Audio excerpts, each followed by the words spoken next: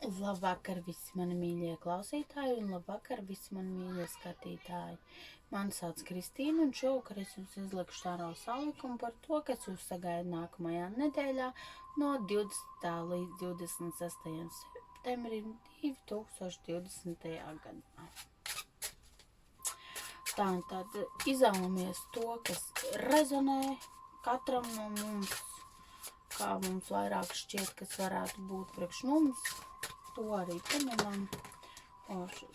Jau kārtis tātad, jā. Viena kārts mums jau izskrita, tātad kas mūs sagaida nākamajā nedēļā, tā līdz 26. septembrim 2020. gadā. Pasakat mums. Sākšos ar to kārti, kas man izkrita. Tātad tas ir Pentakļu pārš. Tātad nākamnedēļ būs stabila ienākumu nedēļa. Iespējami ir arī jauni ienākumi, tātad jaunas darba iespējas. Tātad visi tie, kas mēs varbūt vēlējāmies iesniegt savu CV, līdz šim neesam iesnieguši, saņemamies, iesniedzam. Mums ir ļoti liels iespējas dabūt šo darbu. Un arī tie visi, kas jau ir iesnieguši, pārbaudam savus e-pastus, teiksim, uzturam kārtībā telefonus, klausamies, un ļoti liela iespēja, ka tieši nākamnedēļ jūs sagaidīsiet apstiprinājumu, un jūs uzaicinās jau uz darba pārunām, vai tieši apstiprinās darba pārunās pārunāto un piedāvās jums šo vakanci. Tātad tas mums ir par to. Tātad nākamais mums ir virspriesteriene. Tātad intuīcija. Mums ir ļoti jāklausās, jāieklausās sevī.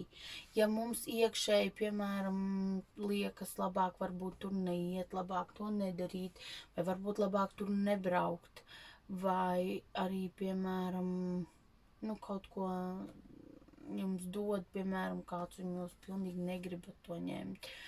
Neņemat. Tātad klausieties savu intuīciju, uzklausat viņu, viņa jums nākamnedēļ ļoti spēcīgi teiks priekšā, kā būtu labāk.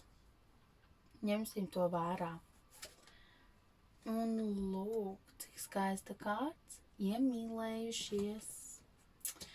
Lūk, tātad nākamā nedēļa arī varētu būt jaunas attiecības nākamnedēļ.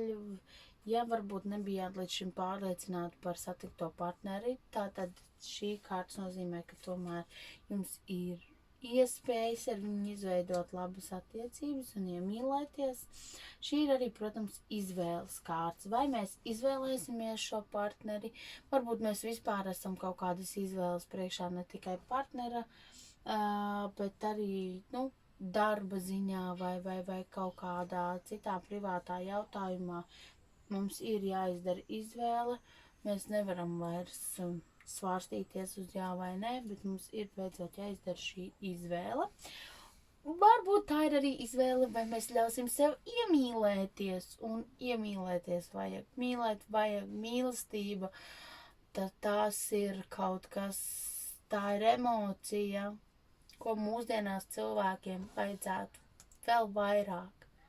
Mums vajadzētu vairāk pievērsties šai emocijai, jo mīlestības nekad nevar būt par daudz. Nekad. Labi, iesim tālāk.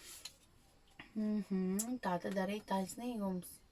Tas ir godīgums. Tātad nākamnedēļ mums ir jāizvērtē, vai mēs esam godīgi pret sevi, vai mēs esam godīgi savā darbvietā, vai mēs esam godīgi pret saviem kolēģiem, jaunajiem, vecajiem, topošajiem, vai mēs esam godīgi attiecībā arī pret sevi.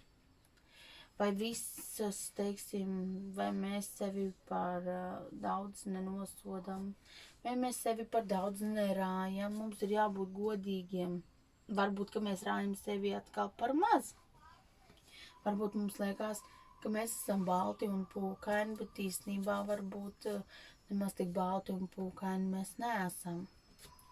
Nākamnedēļ iesaku par to padomāt ļoti, jo mums ir ļoti jābūt godīgiem. Godīgiem pret sevi, godīgiem pret apkārtējiem, godīgiem savās rīcībās, uzvedībā, un tad viss būs labi. Tātad nākamā nedēļa, lūk, arī ir 8 zižļi, ja? Tātad nākamā nedēļa būs ļoti darbīga nedēļa, ļoti daudz darba. Bet arī tie darbi, kas ir iesākti, viņi tā, ja visu laiku varbūt stāvēja uz vietas, tad nākamā nedēļa tā straujiem soļiem mēs dosimies uz priekšu, un viss notiks, būs tā raiti, viss notiks. Tātad, un mums ir arī nāves kārtas, kas ir vecākā arkāna kārtas, arī iemīlējušies, un virspriesterieni ir vecākajā arkāna. Tātad nākamās nedēļas galvenās enerģijas būs tieši šīs, jā. Un es teiktu, ka salikumā 3 vecākie arkāni, tas nozīmē, ka nākamā nedēļa būs ļoti spēcīga enerģija. Ļoti spēcīga nedēļa. Tātad nāves kārts. Tātad nākamā nedēļā jāatmot ir viss vecais, vecā domāšana, vecie principi, varbūt pie kā mēs visu laiku pieturējāmies, arī mēs varam attīrīt savu mājokli, tātad izmest visu veco ārā. Kaut kādus vecus notikumus palaižam, atlaižam, un tad mēs atzimsim. Mēs arī nākamnedēļ iespējams iekšēji tā kā kaut kāda daļa no mums nomirs, bet tas nav slikti. Reizēm tas ir ļoti, ļoti nepieciešams un ļoti, ļoti vajadzīgs. Mēs iekšēji kaut ko atlaidīsim, kaut kas mums iekšēji nomirs, bet mēs celsimies no jauna, mēs atzimsim. Mēs esam paredzēti kaut kam jaunam, tātad no kaut kā vecā jāatvedās. Ja mēs esam ļoti sen jau, piemēram, vēlējušies varbūt iztīrīt māju, un mums tas nav izdevies, vai ne? Vai, teiksim, aizvērt vecās durvis un atvērt jaunās, vienmēr vispirms ir jātiek vaļā no visa vecā. Kamēr mēs netiksim vaļā no vecā, tikmēr nebūs iespējams ielaist jauno. Tāpēc visu veco prom un nākam iekšā iesoļojam visā jaunajā. Ļoti tāda laba nedēļa kopumā, neko sliktu nevaru pateikt, un arī nevēlos teikt.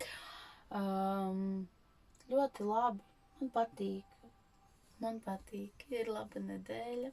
Tātad, un mēs varam tā ātri paskatīties varbūt vienu kārti, kāds ir augstāko spēku ieteikums nākamajai nedēļai no 20. līdz 26. datumam. Tātad mums ir divas kārtis, tātad divas kārtis. Tātad mums ir divas kārtis. Un tātad tā ir atkal vecākais arkāns spēks, un tad mums ir 5 zīžļi. Tātad spēks nākamajai nedēļai tam visam, lai mēs visu izdarītu to, kas tur ir, būs nepieciešams sakopot ļoti daudz spēkus. Augstākais spēks mums iesaka būt spēcīgiem, saņemties, sakopot savus spēkus un izdarīt, tātad visu to, kas nākamnedēļ katram no mums ir jāizdara. Tam būs nepieciešams spēks, bet tas ir jāsaņemās, ir jāsaņem sevi rokās un jāsāk kaut kas darīt. Un tā tad jāpārstāj iekšēji cīnīties pašiem ar sevi, jo tāpēc, ka tevī ir tas spēks, varbūt tu vienkārši tev tikai liekas, ka tevī nav tas spēks, tu iekšēji cīnies ar kaut kādām savām domām, emocijām, vispār, kas mums ir īstenībā tikai tādas nevajadzīgas lietas, kas patērē no spēku, bet tevī ir tas iekšējais spēks, lai tu to uzvarētu un ietu tālāk un sasniegtu ļoti, ļoti daudz. Tātad nebaidies. Un viss būs labi.